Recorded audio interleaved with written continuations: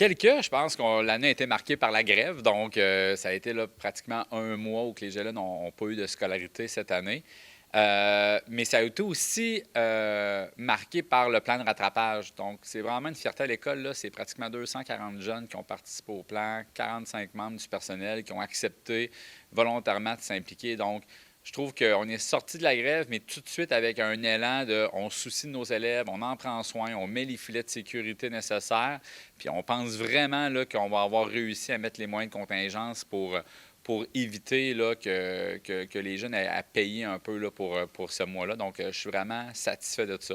Donc, ça a été, je pense, deux grands moments. Puis là, bien, on termine en beauté avec, on a vécu le Gala Mérite, le bal. Donc, on termine ça comme une année passablement normale. Est-ce que tu l'as souligné un peu, est-ce que les inquiétudes que vous aviez peut-être d'avoir peut-être plus d'échecs, est-ce que dans les résultats que tu vois actuellement de façon préliminaire, ça s'équivaut aux dernières années? Ça s'équivaut, puis je me croise les doigts pour dire que ça va s'améliorer même. Je pense que Ah, ça semble être une année là, vraiment intéressante.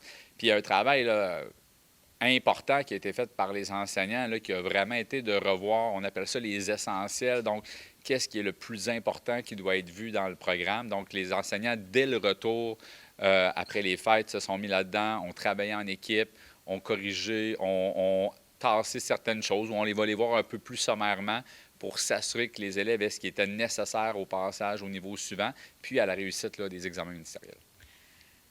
la cohorte de 2023-2024 définissant une belle cohorte encore cette année?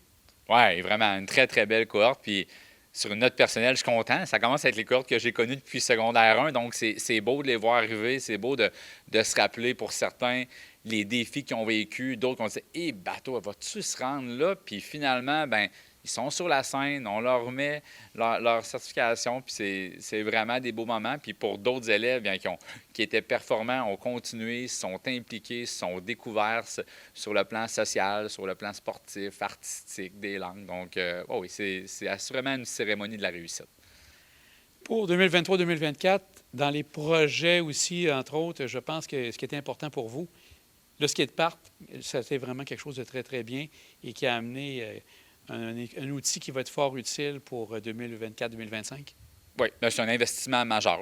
C'est un des plus gros investissements qu'il y aura eu là, à l'École secondaire du Mont-Sainte-Anne. Donc, c'est important. Puis je pense qu'on voit déjà les retombées pour la communauté, de voir des jeunes là, de voir la petite famille. Donc, c'est déjà débuté. Alors oui, fait que je pense que pour cet été, ça va être parfait pour les municipalités de la MRC. Puis nous, bien, on va l'utiliser, le surutiliser là, avec l'accès à des planches, à des trottinettes, nos options là, de planches à roulettes qui vont aussi le prendre. Tout à fait. 2024-2025, c'est bien sûr déjà en préparation.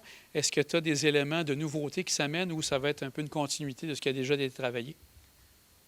Bien, la continuité a ses limites. On aime ça parce qu'on veut s'améliorer constamment. Donc, je pense qu'au niveau de l'école, là, tout ce qui est les approches collaboratives, c'est vraiment là, les approches à haut rendement en éducation. Donc, c'est ce qu'on va vraiment mettre l'accent. Donc, s'assurer que SMSA soit sur les approches les plus payantes qui existent en éducation.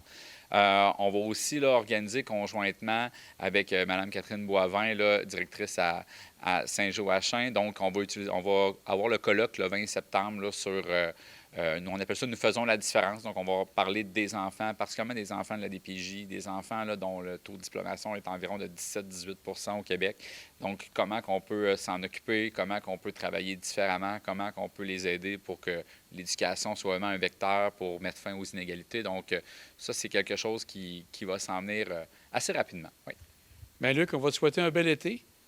Le temps de ressourcer et retrouver ton énergie, parce que c'est sûr que ça va demander beaucoup d'énergie à la fin comme ça ici. Un grand merci à toi. Au plaisir, on va être prêts, merci.